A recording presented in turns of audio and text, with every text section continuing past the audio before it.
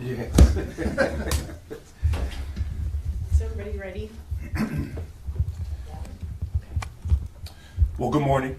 I'd like to thank all the members of the media for joining us this morning to talk about a topic that is near and dear to my heart, and not just my heart, but to the hearts of sheriffs that have served the Dane County, the great people of Dane County, for a combined total of 32 years of service as sheriffs, which spans over 4 separate decades.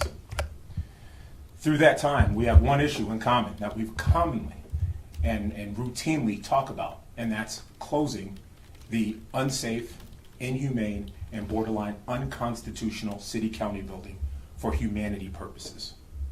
We are united this morning to send a message to the Dane County Board that having a safe, humane, and rehabilitative facility is criminal justice reform, and it's the future of Dane County. Each sheriff will share their unique perspectives and their expertise in regards to this topic, and we will start first with Sheriff Rick Ramish, former Sheriff Rick Ramis.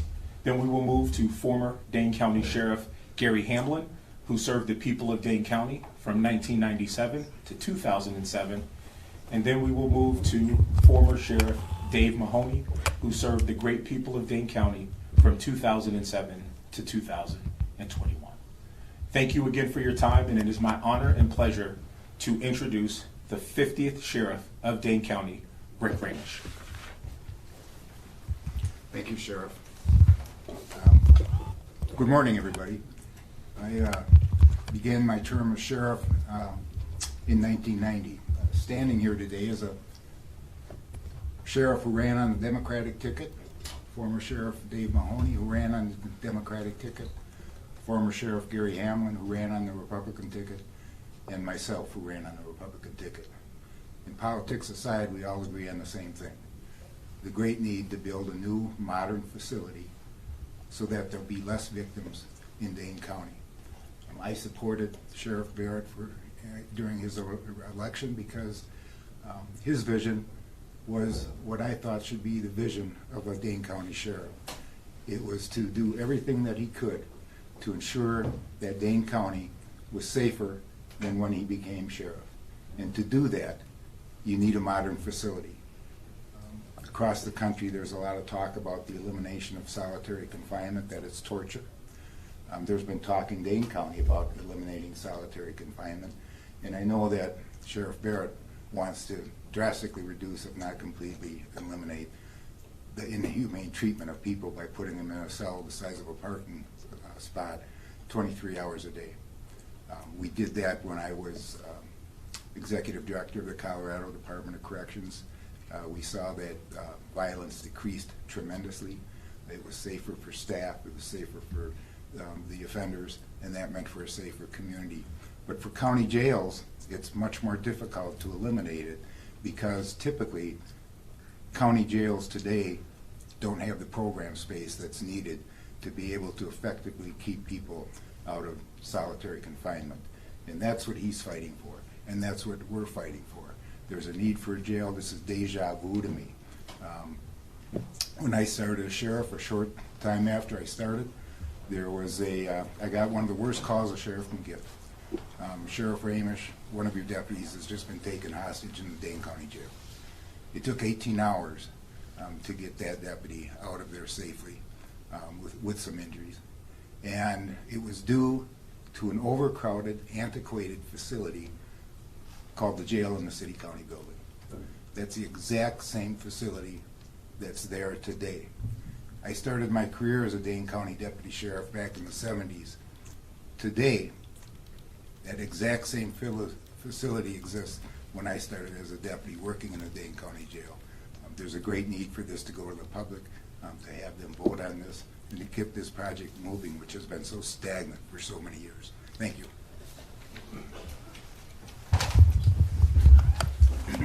Thanks, Rick. I mentioned this morning when we were talking with the other 3 sheriffs that it's a bit ironic that you have 4 professional law enforcement officers who traditionally are somewhat conservative and viewed as the keepers of justice and peace, and yet we're the 4 that are advocating on behalf of the inmates that are confined to the jail. These conditions in the city-county building are inhumane. Rick talked about getting the call about a deputy being taken hostage. I remember getting a call early one morning because a high-profile inmate had committed suicide in one of the cells there where the line of sight was obscured and there was no way of monitoring that inmate without somebody just sitting 24 hours a day, 7 days a week outside their cell. Those are the types of things that go on in that building. It's an antique that it probably more rightly belongs as part of a museum than as a place to house inmates. When I started as sheriff in 1997, shortly thereafter, we started moving inmates to other jails around the state because the city-county building was so overcrowded.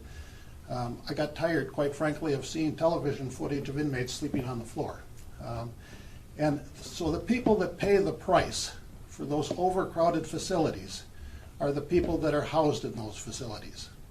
They're either faced with having to sleep on a mattress on the floor or they get moved to another facility. Right now the sheriff is moving them to another facility. The only facility in the state of Wisconsin that has room for additional inmates is in Oneida County, Rhinelander, the opposite end of the state.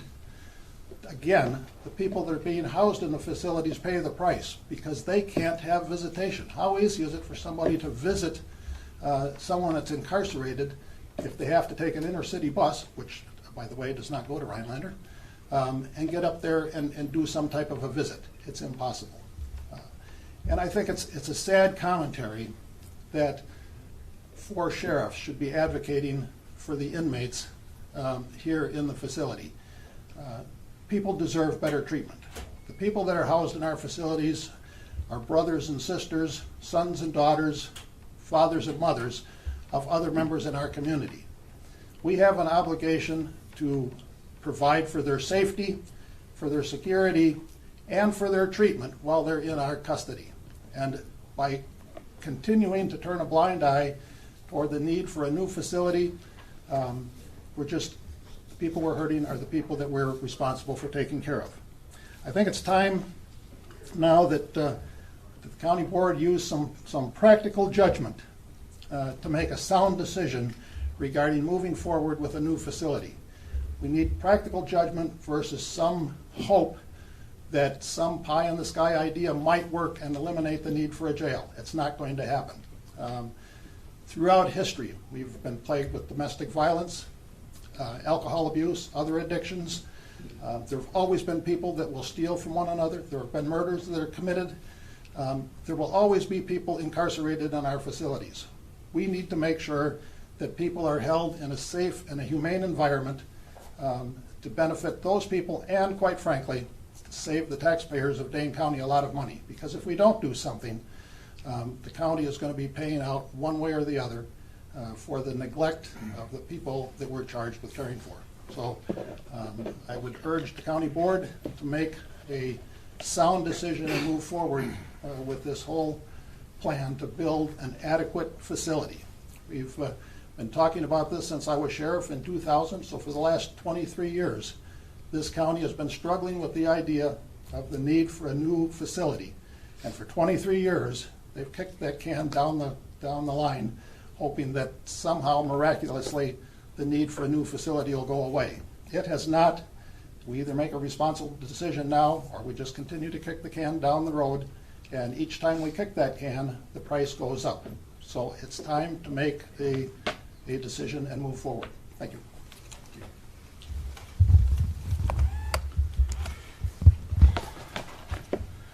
Well, good morning, Sheriff Barrett, Sheriff Ramish, Sheriff Hamlin. Thank you for coming together today. For 15 years as Dane County Sheriff, and for a total of over 32 years, the colleague sheriffs that I joined today, the public has elected to represent them to lead the Dane County Sheriff's Office, to look out for the 16,000 individuals a year who are booked into the Dane County Jail. For 32 years, from Sheriff Ramish's term, Sheriff Hamlin's term, the term I served, and today Sheriff Barrett serving as Dane County Sheriff, we have advocated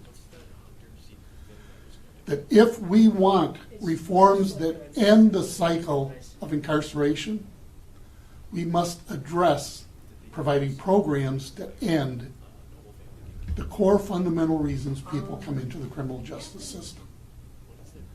Today, I'm sure it's no different than it was when Rick was first elected sheriff. 80% or more of the individuals who enter jail suffer from drug and alcohol addiction. An increasing amount. When I left office, roughly 42% of individuals suffered from mental illness. And how were we forced to safely house those individuals? By the use of isolation, by the use of solitary confinement.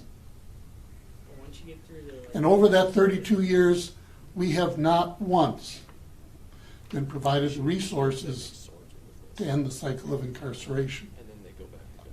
That must change. We must end the cycle of action paralysis on the part of our county board. Like sheriffs, they are elected to represent the people. This Thursday, there will be a vote on the county board floor to move the jail decision to a public referendum. The time is now to do that and to move it forward. To move away from special interest, to move away from action paralysis. The four of us stand here advocating not only for the individuals in our communities who find themselves intertwined in the criminal justice system and incarcerated in jail, but for the men and women who work in those facilities every day. The reason we have not had a major incident to date is the quality of men and women who work for the Dane County Sheriff's Office. And I applaud them. I applaud them for coming to work every day in hopes that the people who are elected to represent them on the county board will end the cycle of waiting and move this project forward. The time is now.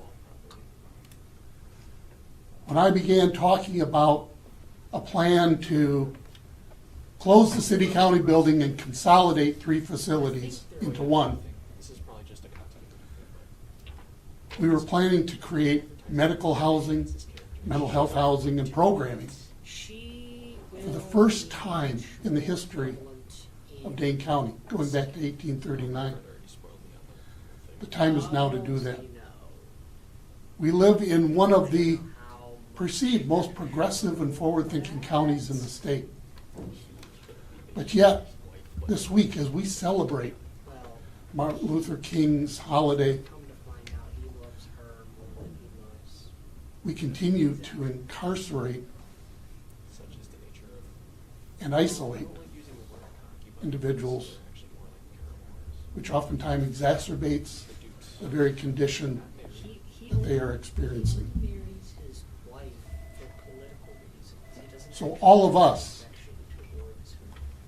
ask for the county board and for the citizens to become involved and call for this public referendum to bring this weight, this action paralysis to an end and move us forward into the 21st century of criminal justice.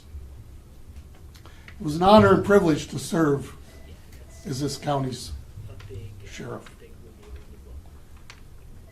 It was because each one of us put service to others ahead of oneself that brought us to this position, and we continue today to advocate for those family members, as Sheriff Hamlin said, fathers, mothers, children, grandparents, grandchildren, continue to suffer within the Dane County Jail. It's time that we end the inhumanity and the virtual civil right violations that occur as a result of a lack of action. Oh, yes, absolutely. Thank you. Thank you, sheriffs, for providing that unique insight in regard to their experiences. I wanted to wrap this up and talk about and change the philosophy of what we're trying to do here. It is important that we realize that humanity is criminal justice reform. How we treat people who are incarcerated is criminal justice reform.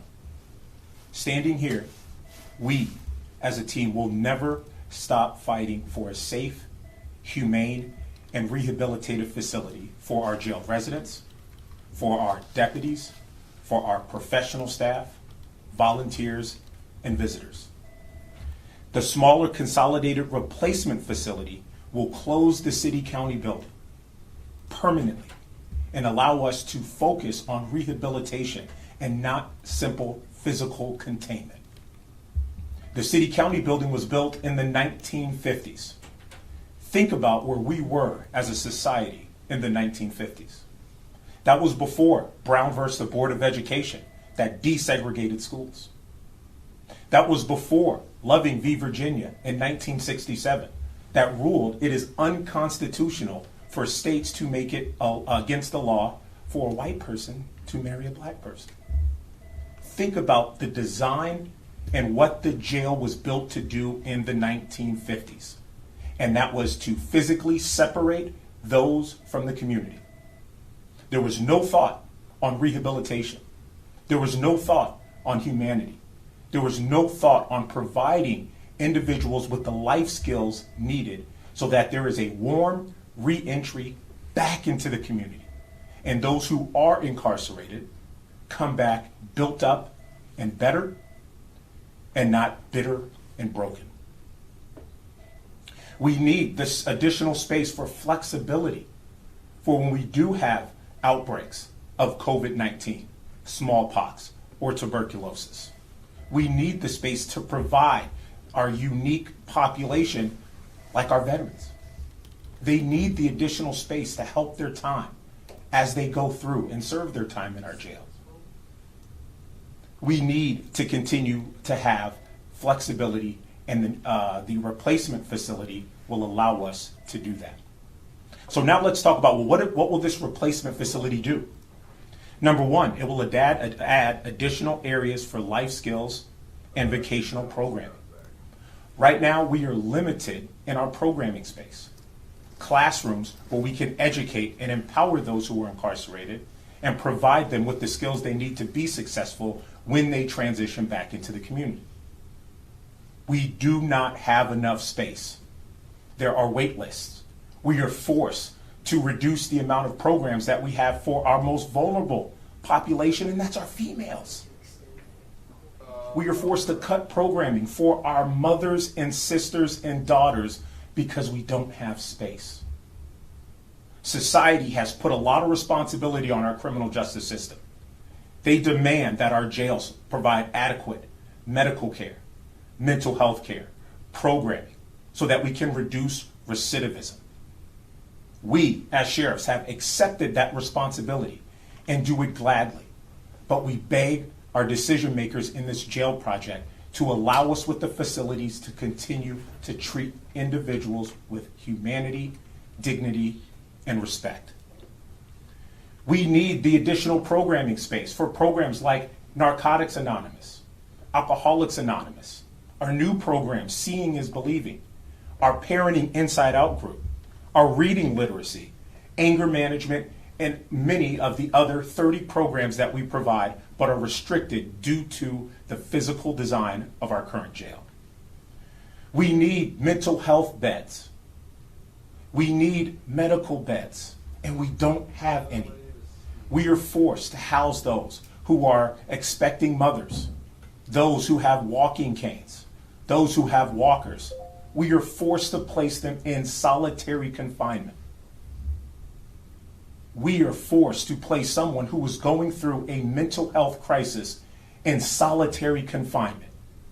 And if you ask any mental health professional, that is the worst place you can put someone who is going through a mental health crisis. But yet, we demand when they're released that they be better. We demand that they stop committing crimes. And then we question why the cycle of violence and recidivism continues. It's because of our lack of facilities and the lack of care and attention and responsibility that is needed for us to reduce recidivism. When we reduce recidivism, we reduce the crime rates. When we reduce the crime rates, we increase public safety while decreasing criminal justice spending. Our medical beds will allow us in this consolidated facility to have negative pressure cells, which will allow us to contain airborne viruses such as COVID-19 and keep that virus from getting airborne and getting circulated throughout the rest of the facility. This is what it's there for, and this is why we need it. We have decades of research and studies that have told us the same exact thing. We've had over 30 studies. We've spent over $15.3 million on studies telling us the same thing. Close the city-county building and build a safe, humane, and rehabilitative facility. Our Dane County Board has actually sponsored a consultant who recommended, in his own words, quote, if the jail population exceeds 600 by July 1st, 2022, that consultant recommends building a 6-story facility. And what are we here advocating for? A 6-story facility. The criminal justice reform is important because we want to make sure that we continue that warm re-entry back into the communities. Our Dane County Board needs to vote to send this decision to the citizens of Dane County. As elected officials, they have failed to come to consensus and build what we need.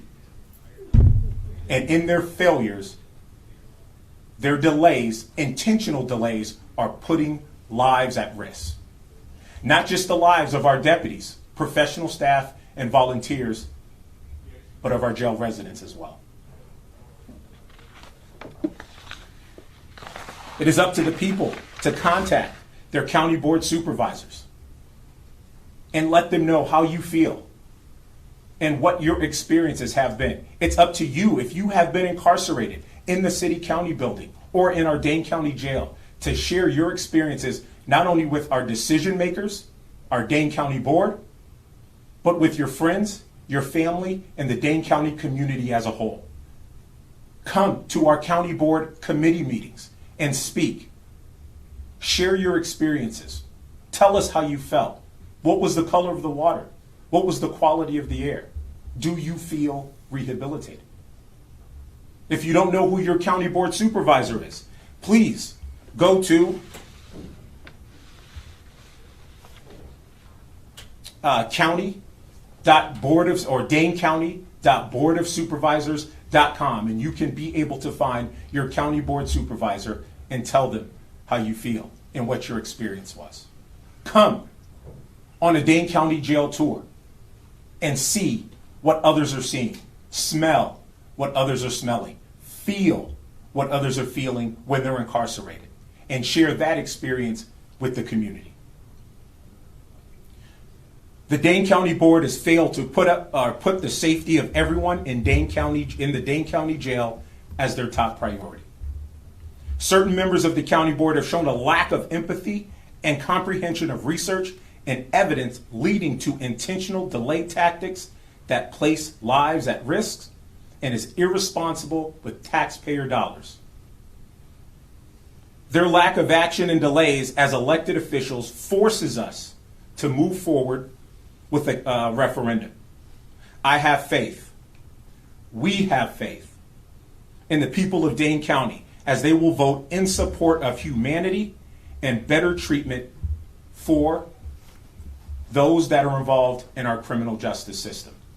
And I'll end before taking questions with sharing a quote from a Madison resident that says, quote, as a Madison resident, I am embarrassed to see the conditions of our Dane County Jail.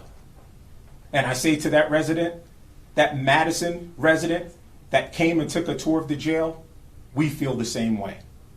As the Dane County Sheriff, I am embarrassed of the facilities that we have been forced to house our incarcerated population, and that needs to change now. We will take a few questions before moving on to other commitments. Thank you. Yes, sir. Nicholas Garden from the Cap Times. Pleasure. So talk about that watercolor. I saw you with a little photo. What was the deal with the water? That was a insight on what our residents, professional staff, and our visitors see. That water was from our Ferris Center, which was built in the 80s, about 30 years newer than the city-county building. That water represents what people see when they turn on the water. It is an orange, rusted color water that came out of the faucets that our residents have access to, as well as our professional staff and volunteers. That is what we see. That is a small insight. Imagine being incarcerated for the first time, going through the trauma that provides, and you turn on the water and see that. How does that help a mental person, their mental health? How does that help their emotional well-being?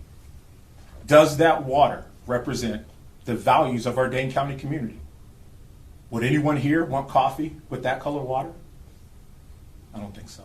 97% of those incarcerated in county jails and prisons come back to the community. 97%. And so this isn't just about making a modern, well-built program availability facility. It's about, how do you want these people coming back? You want them coming back prepared as a law-abiding, tax-paying citizen? Or do you want them coming back angry? Because if they come back angry, we know what's going to happen. And we're seeing that now. They're coming back angry.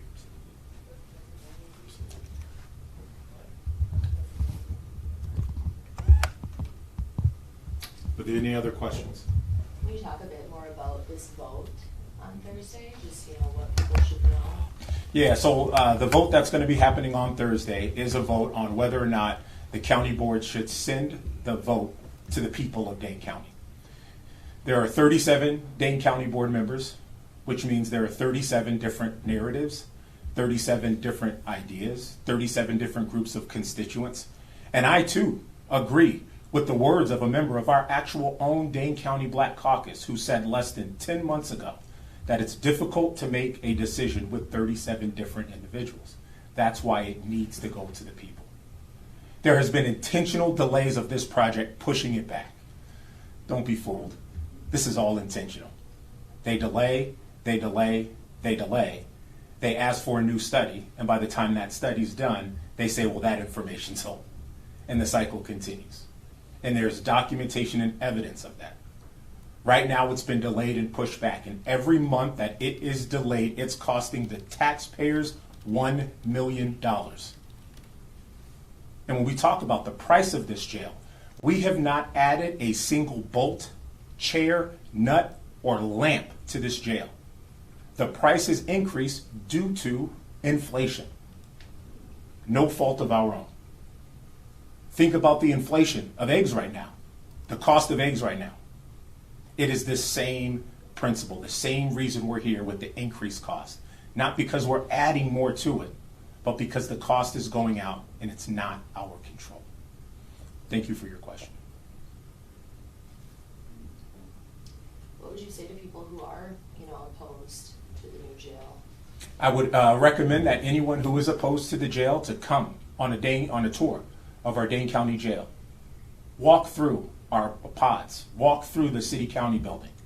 Come in. We'll give you a tour and show you the cell that we had to shut down last week because our resident took toilet paper and was clogging up a crack in their cell because water from the shower was leaking into their cell. Come to the city-county building and stand in one of those solitary confinement cells where the light is on 24/7 and you have a 3x5 window to look out.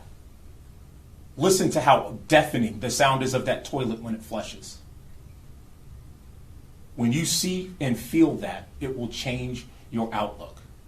I'm not here to change minds. I'm not here to persuade. I'm simply here to change the perspective and the lens to which people view this consolidated facility. And that's the key. It seems like this is pretty urgent too, you know, considering all four of you are here. Have you guys ever come together like this before? I think the last time was maybe for a funeral. A funeral, yes. Yes, this is very urgent. That's what we're trying to avoid. Absolutely. You're definitely trying to join us on that? There's no more urgent time to move forward on this project than today.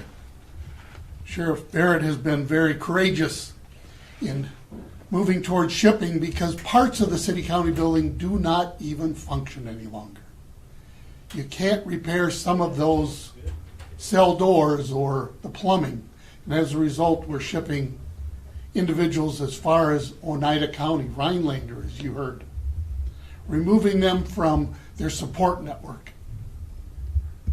Imagine the family members who can't travel for visitation. And those individuals who are incarcerated in Oneida County are not receiving services, programming, and in many cases, health care. They're simply being housed. And as citizens, is that really what we believe in? Does that reflect the values of Dane County? I would simply say to those people that don't think that we need a new jail, I would just urge them to take Sheriff Barrett up on his invitation and come and walk through the city-county building and take that tour. And if at the end you can look somebody in the eye and say, I wouldn't mind if my father or my mother or my brother or my sister, my son or my daughter spent time there, then vote against the jail. But I guarantee you, nobody will be able to walk through that and say that I wouldn't mind if my relatives spent time there. So I would encourage anybody to take that tour and walk through the jail. You know, Sheriff Barrett touched on the 1953 era city-county building jail. Imagine being sentenced to the Dane County Jail. And because of a health care issue or the need for a medical appliance, which occurs every day, you are forced to be housed in a 6-foot by 9-foot concrete cell, where your only perspective or reach to the outside world is standing for 23 hours at a 5-by-7 window. That's 5 inches by 7 inches. That is the only outlet to the outside world. And today, our county board continues to force Sheriff Barrett, the men and women of the sheriff's office, and our citizens to continue to be housed in that environment. It has to end, and that decision will be made on Thursday. I join my fellow sheriffs in asking all of you to reach out to your county board and ask them to support a vote that moves this decision to our community members in a citizen referendum. Sheriff Barrett, who are the certain members of the county board that you think show a lack of empathy and lack of comprehension? It are those that have been on the board for a prolonged period of time and that continue to vote not in favor of moving this project forward. It's those county board members that have on their political website their top priority being stopping the jail, not humanity, stopping the jail. Those are the issues we have, that we are going off of political agendas and not focusing on humanity. I am always open for new ideas, always looking for ways to better serve the people of Dane County. We have always been open to those ideas. We have never been closed off and would never list our top priority to stop something without having all of the facts. We cannot make rational decisions without having all of the facts, and that's a fact. Thank you. If this decision isn't made soon, you talked about the structural integrity of the building itself, I guess. Any idea the timeline of, how long or what kind of repairs you'd have to make, or We would have what's to. the future? Yes, excellent question. We would have to put millions of dollars back in. So right now, we are overdue for repairs that were done to prolong the life of the city-county building for about 5 years. All of those remedies that we did and put money into that are now coming up their due, and we're going to have to put more money into it. So when we're being irresponsible with taxpayer dollars, that's forcing us to put money into something that is not part of our long-term plan. We also have to look at it from a safety standpoint. Studies and statistics show that the number one way residents that are incarcerated hurt themselves is by the use of bars. Bars. And that's what we have up and down and across the city-county building. Bars. Our consolidated and replacement facility will remove those bars and allow an active supervision type, pod type structure instead of focusing on exactly what community members call cages. And that's what we want to get rid of. A lawsuit is going to happen. If someone dies in our facility, we are going to be sued. And the star witnesses for that deposition, when that time comes, is going to be every single county board member, every single elected official, starting off their statements with, I know the building is terrible, but. That's where we're going to be at. I, as the sheriff, and the responsibility of the people and the staff in that building, have taken the responsibility not to be proactive and not wait for someone to die to then now say, we need a new building. We've been screaming it for over 4 decades, and we are begging and pleading that the people of Dane County will continue to reach out and put humanity first, as they always have been.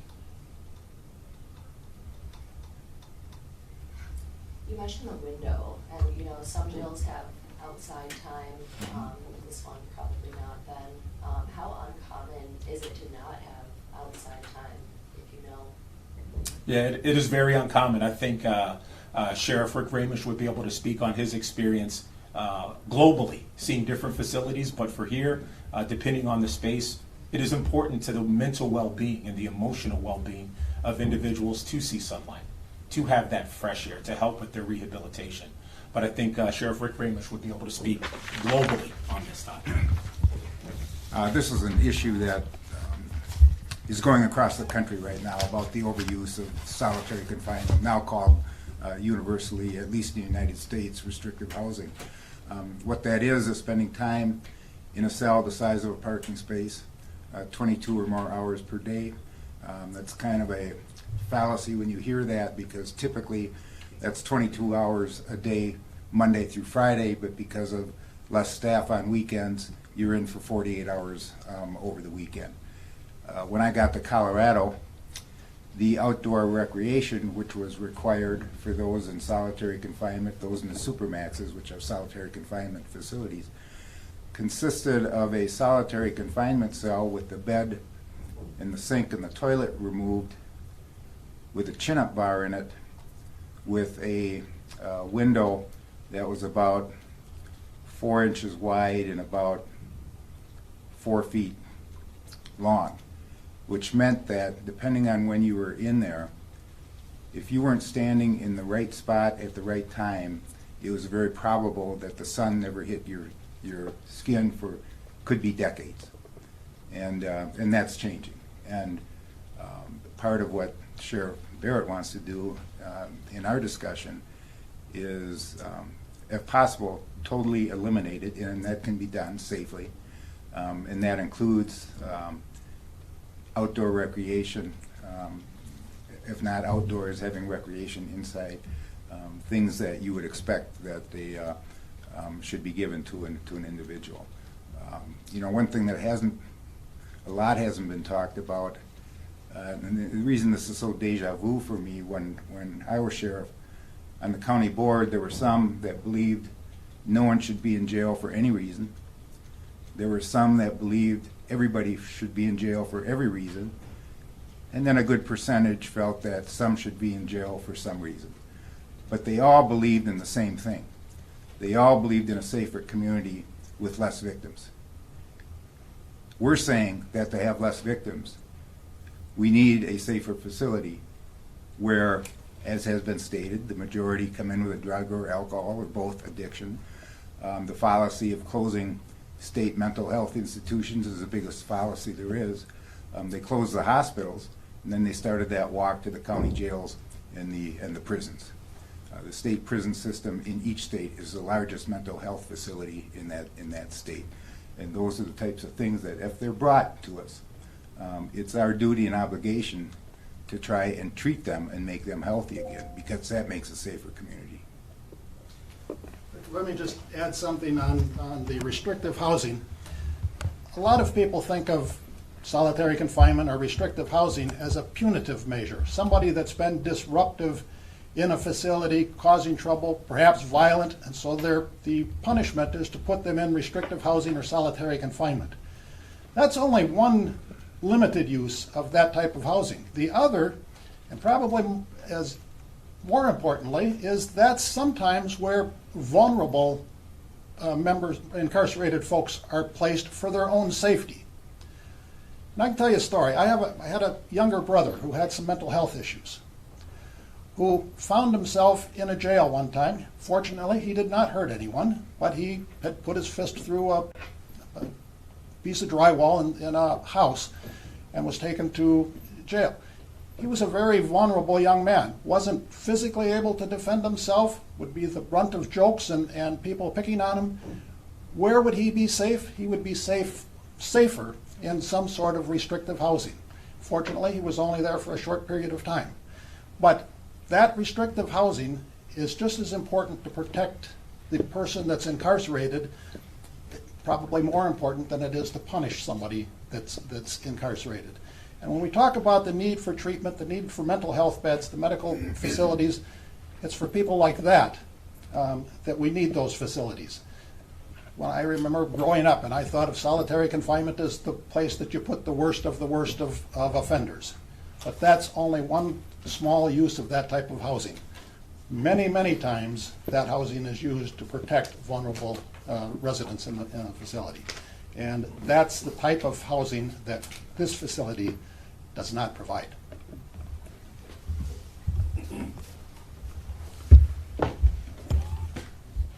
Sheriff Hamlin brings up a very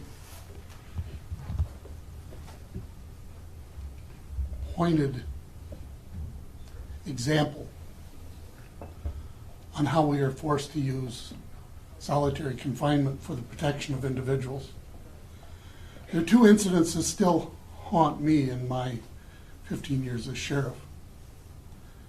I remember an individual who was confined to a wheelchair, who was sentenced to the Dane County Jail for 6 months.